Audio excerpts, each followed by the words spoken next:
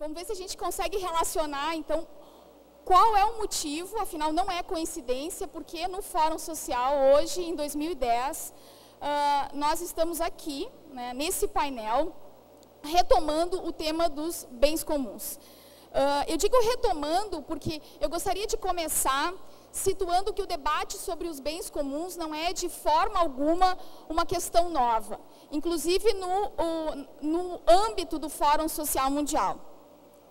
Mas ele cumpre uma função, retomar esse conceito cumpre uma função estratégica hoje para entender qual é a estratégia ao qual nós devemos nos opor e onde são os pontos, né, que é preciso firmar e esclarecer do que se trata. Primeiramente, o debate sobre bens comuns, ele remonta ao século XIX, na Inglaterra, quando se está operando a chamada, né, já se tem, na verdade, o resultado de um processo histórico do cercamento das terras comuns. Vocês sabem que dois pontos fundamentais para entender o capitalismo e como o capitalismo como processo histórico se instaura no mundo é a transformação da terra em propriedade privada e em mercadoria e da força de trabalho. Pois bem, o debate sobre bens comuns, sobre the commons, como é em inglês, ele está lá no século XIX na Inglaterra. Marx vai escrever sobre isso o capítulo brilhante do Capital, né, a acumulação primitiva. E ele é um debate que vem em toda a história econômica até hoje, e a gente tem no Brasil o exemplo claro disso, né, que são os movimentos sociais e a reivindicação ainda no século XXI, né, cada vez mais do direito à terra, como uma questão estrutural da política, do poder, da democracia. Só que o debate sobre commons, bens comuns, fica esquecido até ele ressurgir com toda a força e sintomaticamente em 1968, como pontuou a Silke num paper, num artigo chamado A Tragédia dos Comuns. O que está acontecendo em 68? Né? Ontem se falou muito aqui nessa mesma sala sobre a conjuntura ambiental. E mais de uma pessoa pontuou a construção do movimento ambientalista e como esse movimento ambientalista vem cada vez mais tomando corpo,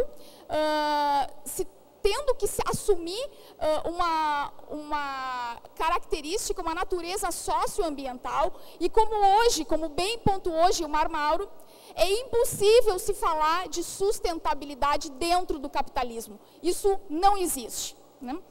Pois bem, 68, a gente está num processo internacional já de...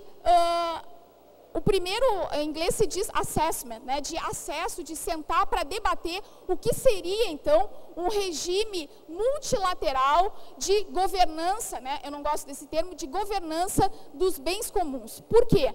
Porque em 68, no início dos anos 70, já começam a ficar evidentes os efeitos do maior empreendimento da humanidade sobre os ecossistemas. E eu digo empreendimento como um empreendimento global e sistemático, que é a Revolução Verde. Então, se o movimento ambientalista internacional, né, e daí a gente tem que referir um pouco ao norte, né, tal como a história é contada, ele tem um marco em 1962, com um livro que também foi falado ontem, A Primavera Silenciosa, né, que é o efeito dos agrotóxicos, já o efeito dessa destruição. Em 68, isso já está sendo elaborado, essa percepção pública dos efeitos da poluição e da apropriação, e a gente tem nesse mesmo período a elaboração do famoso relatório, né, do Clube de Roma. Pois bem, 72 é a primeira conferência ambiental da ONU, a Conferência de Estocolmo. 1962 vai abrir, então, este marco chamado Grande Ciclo das Conferências das Nações Unidas, que é, supostamente, né, acabamos de encerrar a Conferência de Copenhague, mas uma tentativa num governo multilateral, de um concerto das nações, de definir um regime global. Eu só posso falar num regime global sobre o meio ambiente, e aí a gente tem a Convenção da Biodiversidade e a Convenção do Clima como os dois principais documentos jurídicos. Se eu tenho uma concepção aceita pelos países e aceita pelos cidadãos desses países, que sim, esses bens comuns precisam estar submetidos a um regime que ultrapassa as fronteiras nacionais, o maior exemplo disso hoje é o clima. Uma golinha de água. Pois bem, infelizmente, pela restrição do tempo, não dá para a gente discutir aqui em detalhe, né, as particularidades, mas o principal é que não há coincidência que, como também pontuou a Silke, que esse ano 2009, perdão, o Prêmio Nobel de Economia foi concedido a uma cientista política que é a grande teórica dos bens comuns. Assim como também não é coincidência que estamos hoje sobre a ofensiva mais acirrada de privatização desses bens comuns. E essa privatização se dá tanto concretamente na expropriação, como numa dimensão muito importante, numa colonização do imaginário, do que permite que nós hoje pensemos, né, nesse momento da história, o que seria comum.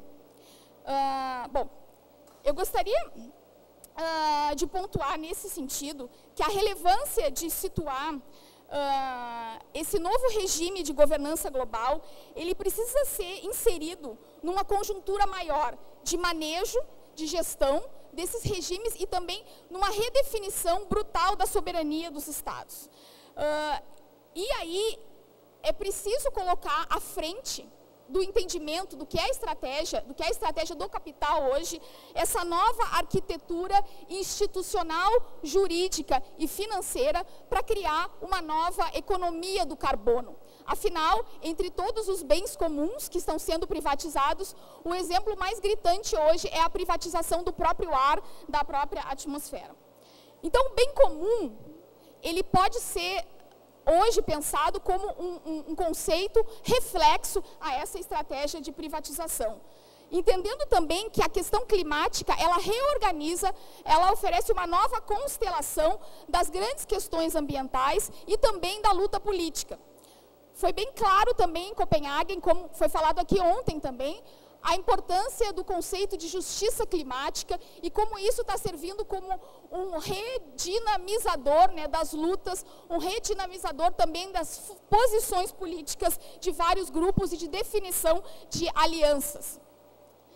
O que temos no horizonte? No horizonte, o que se desenha é o capitalismo verde, que vem se implementando a passos largos através de uma estratégia que na Europa vem sido muito debatida, chamada New Green Deal, né? O novo acordo verde. Esse termo faz referência ao plano que foi executado nos Estados Unidos, o Green Deal, de reconstrução, de reestruturação da produção a partir dos Estados Unidos no pós-guerra.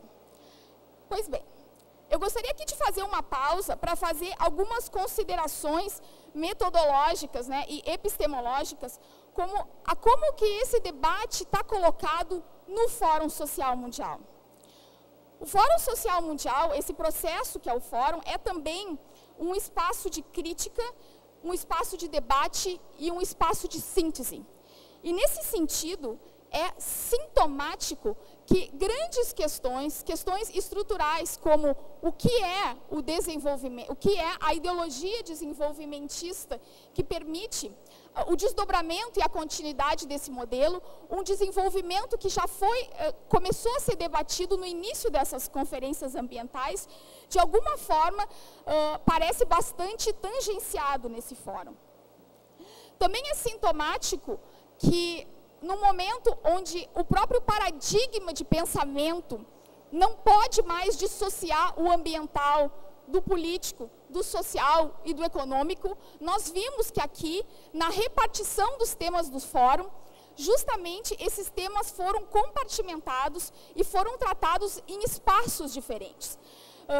Eu tenho entendimento que é um pouco pouco bastante, né, de descompasso histórico e de chegar ao limite de tentar insistir nessa separação de coisas que são indivisíveis.